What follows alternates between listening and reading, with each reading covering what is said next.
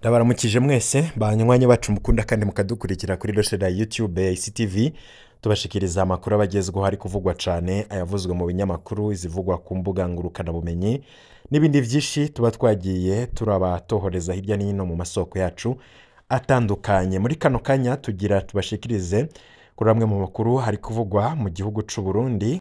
Muri ano makuru kandi turaza kugaruka ku mushikiranganje wa mbere mushasha. Uwo mushikiranganje wa mbere yatanguye nawe kuri koroza ivyo ariko aravuga ku baharanira ko Uburundi bwova mu bukene burimwo iterabwoba ariko aragira ku bantu baserura ivyiyumviro vyabo ndetse bagatanga n'impanuro kuri leta. Ivyo byose turaza kuvyumva. Uwo rero akaba atanguye iterabwoba Nestor Ntahontuye, akaba ariko aragira iterabwoba ku bantu tumenyereye cyane ngaha mu Burundi bama batanga impanuro kuri leta barimwo nka Gabriel Rufyiri ndetse na Faustin Ndikumana. Murabamenyereye cyane. Gabriel Rufyiri akaba arongoye ishirahamwe Oricom, nayo Faustin Ndikumana akaba nawe arongoye ishirahamwe Parsemu. Abo murabamenyereye cyane mu mpanuro batanga ndetse bakaba baja baranagira inama n'umukuru w'igihugu. N'abantu bazwi cyane ko bazi byinshi ku bibazo biri mu gihugu kandi umunsi ku yundi bakaba berekana inyishu ku bibazo bihari nubwo ubutegetsi bwo butabumva. Uyo mushikiranganje mushasha rero Nestor Ntahontuye yatanguye kubatera ubwoba. Muri ano makuru naho turaza kuvyumva uwo Nestor Ntahontuye ariko arabagiriza iki. Hari inkuru twababwiye, ni inkuru imaze kurabwa n'abantu batari bake, ni inkuru mwakunze rwose tunabashimira cyane ku kuntu mutwereka ko mukunda amakuru n'ibiganiro dutambutsa. Ni inkuru ivuga ku ntambara iri hagati mu gipolisi cy'u Burundi inyuma y'ifungwa ry'igihangange Nyeganyega. Nyeganyega akaba ari umwe mu bantu bamenyekanye cyane kubera ubukozi bw'ikibi ndetse n'ukuntu bagiye barigenza mu ntara yagiye aratwara canke se aho yagiye aragenwa mu mabanga atandukanye. Uyo Nyeganyega rero akaba yaramenyekanye cyane, ariko nanone inyuma yaho tubabwiye ko yapfunzwe hakaba n'impari zidasanzwe.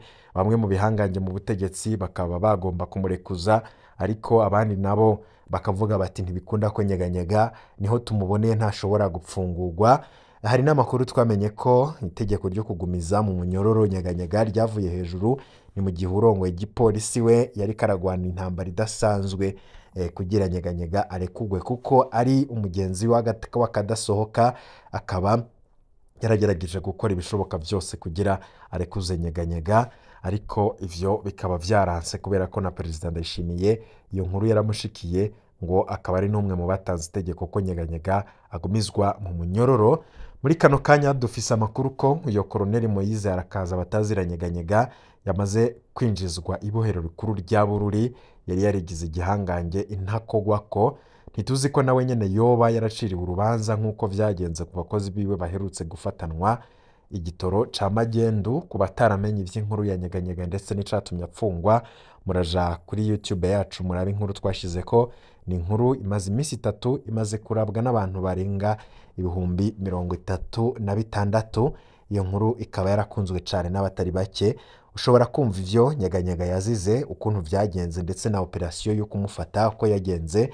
Ni inkuru ifise titre ivuga ngo intambara mu gipolisi cy'u Burundi, igihangange Nyeganyega gipfungiwe mu biro kwa Neva y'ivyi bitoro. Iyo nkuru murashobora kuyirondera mukumva ivyo Nyeganyega yazize. Amakuru dufise rero avuga ko iyo Nyeganyega inyuma yaho afatiwe, hari amakuru twamenye ko habaye intambara zidasanzwe. Yo bamubajijwe igipolisi, yo mu bihangange yakoranye navyo, murazi ko yarigize intakogwa ko kugira arekugwe. Ariko nanone gushika hirya y'ejo, no kuvuga ku igenekerezo rya 17 z'ukwezi k'umunani 2025, Nyeganyega akaba yari mu gashoka polisi judiciaire Bujumbura. Nyeganyega akaba yarakoze amabatavugwa mu makomine menshi y'u Burundi, aho yarongoye igipolisi. Akaba yarisha abanyagihugu benshi ariko ntiyigeze abibazwa, akigamba ko ashigikiwe n'abategetsi bo hejuru barimwo Perezida Ndayishimiye. Muri komine Kabarore mu ntara ya Kayanza hari abo yishe abagiriza urudandazo rwa magendu rw'ikawa, none nawe nyene yinjiye umunyororo yagirizwa urudandazwa rwa magendo rw'ibitoro. iyi si rero ntisakaye, umwe wese arashobora kunyagirwa. Nubona uno munsi uri kuraziza umuntu iki canke umuhora ko atayoboka ivyiyumviro vyawe, nawe wenyene ntuzibagire ko bishobora kugushikira. Twarabonye uburero bwinshi bw'abantu bagiye barahohotera abandi, bagiye baratwaza umukazo, bagiye barakoresha igikenye, uno munsi nabo bavundiye mu munyororo, nta n'uwubavugira, nta n'uwubibuka kubera amabi bagiye barakora.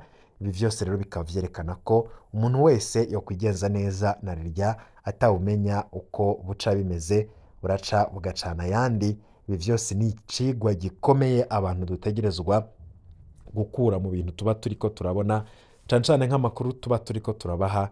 Ni amakuru muba mutegerezwa gukuramwo ivyigwa, ntimumenye gusa ibiba, ahubwo mukamenya ko kwisinya ni ibintu bitaba vyoroshe. Ntahontuye atanguye nabi nk'uko bamwe n'abandi babivuga.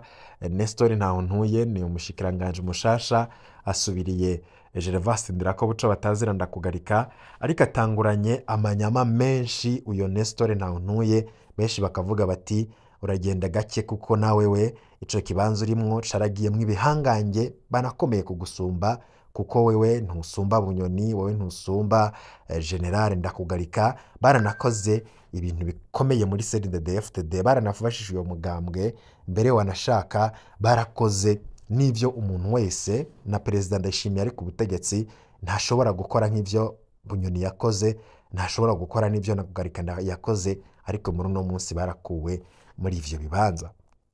Basokuru nibo bavuga ngo ubuja gusha buratagata. Mu kiringo co guhangana n'ivyiyumviro ku mpinduka zikenewe mu Burundi, kugira ubutunzi bw'igihugu bwisununure, akaba yatunganijwe kw'igenekerezo mu kiganiro co guhangana co guhanahana ivyiyumviro ku mpinduka zikenewe mu Burundi kugira ubutunzi bw'igihugu bwisununure. Yatunganije kw'igenekerezo ni banki nkuru y'igihugu BRB. Haravugiwe ivyiyumviro bikomeye vyatanzwe n'abahinga, aho Faustin Ndikumana arongoye Parisemu nawe yaronse akaryo ko kuvuga ibibazo bihambaye bihanze igihugu c'u Burundi muri ino minsi. Aho rero iyo Faustin Ndikumana arongoye Parisemu yavuze ku bibazo biri mu gihugu, harimo nk'ikena ry'igitoro, ikena ry'amafaranga mvamakungu, ibiciro biguma biduga n'ibindi. Agasaba ko vyicarirwa hakaboneka umuti. Umushikiranganji wa mbere Nestor Ntahontuye hageze kurangiza iyo nama yagize ati Faustin Ndikumana arakunda kuvuga vyinshi kandi ndamukurikira, nico kimwe na Gabriel Rufyiri. Ndazi ko mwaronse amahera, mbega mufise amahegitari angahe y'ikawa? Mwoba mumaze gushinga amahinguriro angahe? Ndibaza ko hageze kuvuga make mukarwiza ibikorwa, nivyo bizozana ubutunzi. Ayo ni amajambo ya Nestor Ntahontuye yavuze kw'igenekerezo rya 14 z'ukwezi k'umunani umwaka w'ibihumbi 2025. Abari biteze impinduka kuri leta ya Nestor Ntahontuye, iyi ni imponjo ikomeye, kubera ko ivyo avuga birerekana ko ataco leta yimirije gukora kugira ibintu bihinduke mu gihugu, ahubwo atanguye gukora ibintu mu Congereza bavyita blame game, aho usanga abantu bariko baraterana amajambo, umwe avuga ni wowe ufise ikosa, uyundi nawe akavuga ni wowe ufise ikosa. Nestor Ntahontuye rero baramubwira uko leta yananiwe gutunganya ivy'igihugu, nawe agacata ishavu kuri abo bamuhanura, ahubwo agatangura kubabaza nimba bo hari ico bakoze. Ariko burya wumvisha impanuro ntutangure kuvuga wewe wakoze iki canke wakoze iki. Urashobora kugira ico uhinduye udakoze ivyo bintu vyo gutangura guterana amajambo n'abantu. Ivyo rero bererekana ko ibintu bitagiye koroha muri leta ya Nestor Ntahontuye. Mbega none amafaranga Oricome na Parisemu, none amafaranga Oricome na Parisemu zoba zararonse yoba yatangiwe kuri mikawa canke umushikiranganji wa mbere ariko abasaba kuyanyuruza agakora ivyo atagenewe? Ibi rero nivyo abantu benshi bihendaho cane, aho uyu mushikiranganji atanguye gutya vyerekana ko abari bamurindiriye ko azokora ibitangaza canke hari impinduka zindi azazana birashobora kugorana cyane kubera ko intango yiwe ntabwo iriko iratanga umwizero ku bibazo biri mu gihugu ndetse no ku bitari bike biriko biraba mu gihugu c'u Burundi kubera ko ingene abategetsi bigenza byerekana ko ngira murabona higeze ko guhindura ibibazo bararezorukiye haheruka kubakwa iheya myaka 40 tarasubigwamwo kaby'indege habyo ko turavuga mu bikorwa remezo urumva nihegurije mu gihe iby'ubutunzi tameze neza turaba cyo twokwita ibintu vya mbere twabonye nuko twabonye yuko muri yo nteguro hariho gutegura ko amafaranga rero sete fiscale amafaranga ava mu makori